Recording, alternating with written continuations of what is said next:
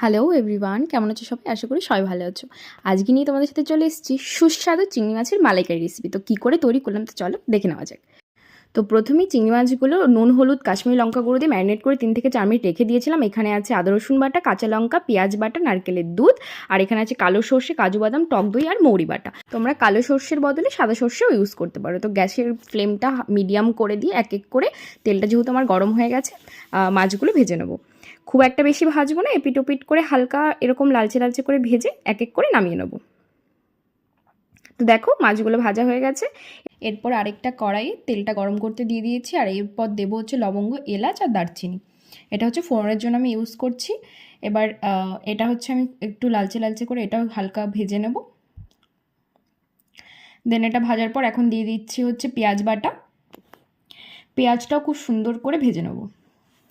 পেঁয়াজ থেকে যখন জলটা বেরোবে, জলটা যতক্ষণ না শুকিয়ে যাচ্ছে ততক্ষণ খুব ভালো করে পেঁয়াজটাকে ভেজে নিতে হবে। আর গ্যাসটা অবশ্যই মিডিয়াম আঁচে রাখতে হবে। দেন বেশ কিছুক্ষণ পর যখন জলটা একদমই মরে যাবে, আদা রসুন বাটা, লঙ্কা বাটা দিয়ে খুব সুন্দর করে নাড়িয়ে নেব। এবার দিয়ে দেবো হলুদ গুঁড়ো, লঙ্কা গুঁড়ো দিয়ে খুব সুন্দর করে নাড়িয়ে নেব। নাড়াচাড়া করার পর ভালো করে যখন মিক্সড হয়ে যাবে, এরপর দিয়ে দেবো যে 3-4 রকমের পেস্টটা করে রেখেছি, এই পেস্টটা খুব সুন্দর করে নাড়িয়ে নেব। এবার সামান্য পরিমাণ একটু নুন দিয়ে দেবো ভালো করে নাড়াচাড়া করার পর। তোমরা তোমাদের স্বাদ মতো নুন দিয়ে দেবে। এরপর আবার ভালো করে নাড়াচাড়া করে দিয়ে দেবো হচ্ছে নারকেলের যে দুধটা তৈরি করেছি, সেই নারকেলের দুধটা। এটাও ভালো করে নাড়াচাড়া করে নেব। এরপর দিয়ে দেবো হচ্ছে কাঁচা দুধ। আমি এখানে 10 টাকা দুধ ইউজ করেছি, আমি পুরোটা দেইনি। আমার যতটুকু প্রয়োজন গ্রেভির আমি সেই হিসেবে এটা দেবো।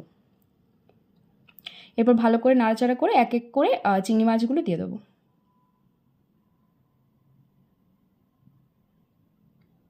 আমার চিংড়ি মাছগুলো দেওয়া হয়ে গেছে। এবার খুব সুন্দর করে নাড়াচাড়া করে নেব। এবার 7 থেকে 12 মিনিটের মতো হতে দেব। যত ফুটবে তত গ্রেভির টেস্টটাও খুব সুন্দর হবে। দেখো বেশ কিছুক্ষণ পর কালারটাও খুব সুন্দর চেঞ্জ হয়ে গেছে। আমি কিন্তু এক ফোঁটাও জল ইউজ করিনি এখানে।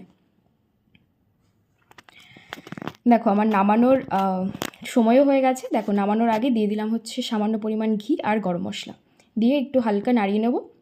তো আমার পুরোপুরি কমপ্লিট চিংড়ি মাছের মালাইকারি। তোমরা এভাবে বাড়িতে বানাবে, আশা করি তোমাদেরও খুব ভালো লাগবে খেতে। তো কেমন লাগলো আজকের ভিডিওটা অবশ্যই কমেন্ট করে জানিও। ভালো লাগলে লাইক, কমেন্ট, শেয়ার করে দিও। এরকম রেসিপি দেখতে গেলে অবশ্যই আমার পেজটাকে ফলো করে রেখো। দেখা হবে নতুন আরেকটা ভিডিও।